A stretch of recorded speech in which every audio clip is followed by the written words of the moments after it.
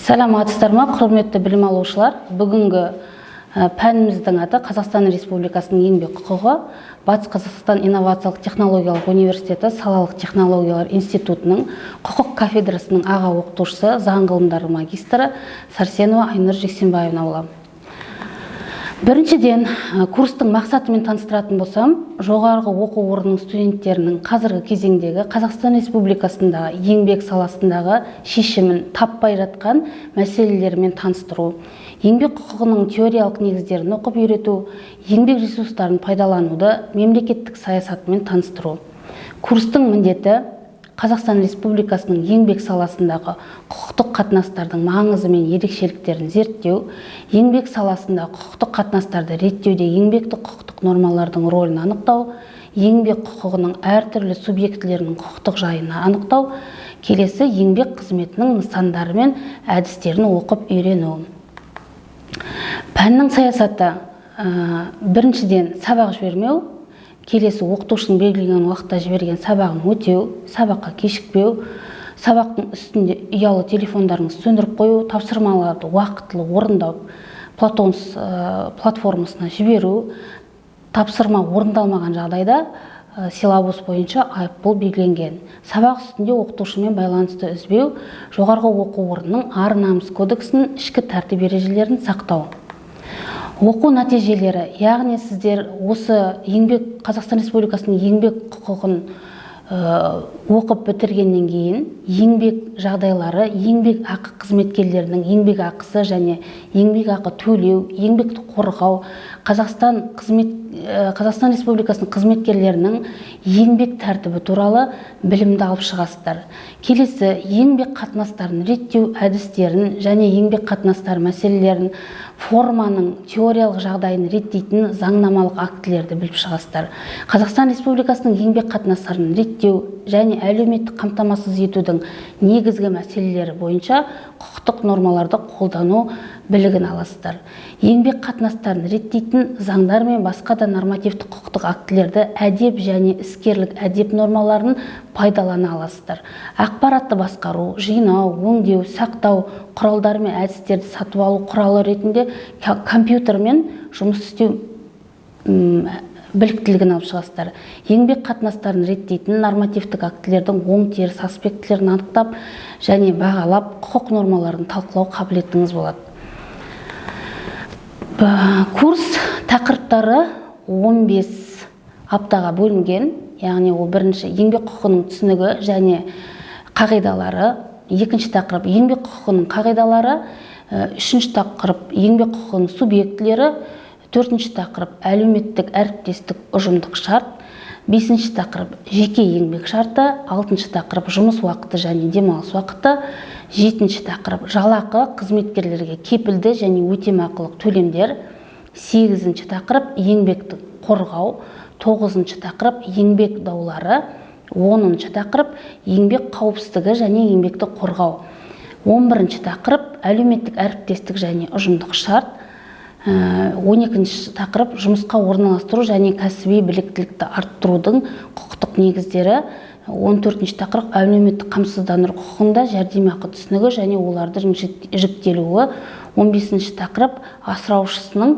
айырылуына байланысты мемлекеттік жәрдемақы тағайындау тәртібі мен ерекшеліктері.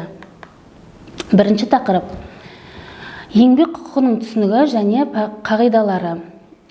Еңбек құқығы. Қазақстан Республикасының еңбек туралы заңдары Қазақстан Республикасының Конституциясында негізделеді және Қазақстан Республикасының еңбек кодексі мен қызметкерлердің жекелеген санаттарының еңбек қатынастарын реттейтін нормалар заңның нормаларынан төмен бола алмайтын өзге де нормативті құқықтық актілерден тұрады. Қазақстан Республикасы бекіткен халықаралық шарттардың, заңның және еңбек туралы өзге де нормативті құқықтық актілердің алдында артықшылығы бар. Және халықаралық шарт бойынша оны қолдану Қазақстан Республикасының заң шығарылуы талап етілген жағдайларды қоспағанда олар тікелей қолданылады.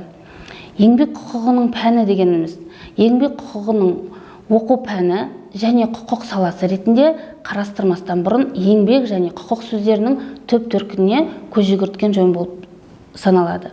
Жалпы алғанда құқық адамдардың әртүрлі қоғамдық қатынастарындағы жүріс-тұрыстарын реттейді, яғни тәртіптейді, қалыпқа келтіреді, нормаларға сәйкестендіреді.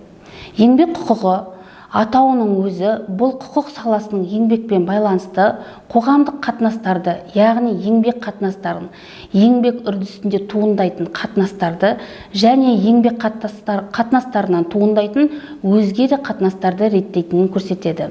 Ал еңбек дегеніміз не дейтін болсақ, еңбек адамның табиғи қажеттілігі болып табылады. Кез келген адамның өмірі еңбексіз мүмкін емес. Еңбек барлығын жасайды, адамның өмірі материалдық және рухани қажеттіліктерін қамтамасыз етеді, ал бұлар өз кезегінде қоғамның материалдық негіздерін құрайды. Еңбек бұл еңбек өнімін алу үшін адамның дене, ақыл, ой, рухани қабілеттерін жұмсау арқылы жүзеге асатын мақсатты қызмет. Еңбек дене, ақыл, ой және рухани қабілеттіліктерден туындайды да, бұлардың нәтижесінде материалдық, рухани және санаткерлік құндылықтар жасалады. Көп жағдайда еңбек бірлескен немесе ұжымдық сипатты иеленеді. Бірлескен еңбектің нәтижесінде адамдар қоғамдық еңбек қатынастарына қатысады. Мұндай жағдайда еңбектің екі түрін ажыратып алған жөн. Өз игілігіне бағытталған жеке еңбектер және жалданбалы еңбек. Дәл осы соңғы жалданбалы еңбек жұмыс берушімен қатынасқа түсуді еңбек құқығы реттейді. Ескеріп өтетін бір жайт бұл жерде, еңбек құқығы тек жалданбалы еңбекке негізделетін еңбек қатынастарын ғана реттейді. Әрбір құқық саласының, соның ішінде еңбек құқығының да өз жүйесі бар. Еңбек құқығы саласының жүйесі бұл оның нормаларының құрылымы және орналасу тәртібі болып келеді. Бұл кезектілік еңбек құқығы қатынастарының туындау, даму және тоқтатылу барысына қарай құрылады.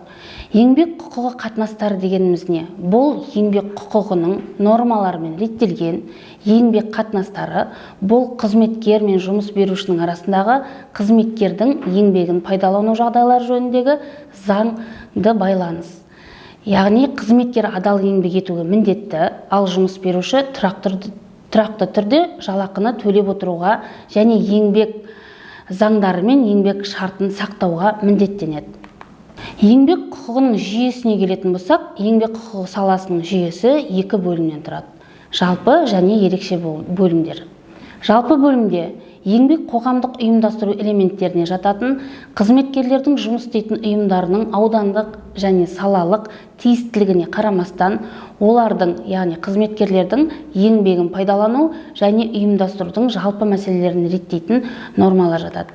Еңбек құқығының ерекше саласының ерекше бөліміне келетін болсақ, ерекше бөлімде институттарға, яғни еңбек құқығы қатынастарының туындау және жүзеге асырылу деңгейіне қарай кезектілікпен орналасатын бірыңғай нормалардың топтарына сәйкес құрылады.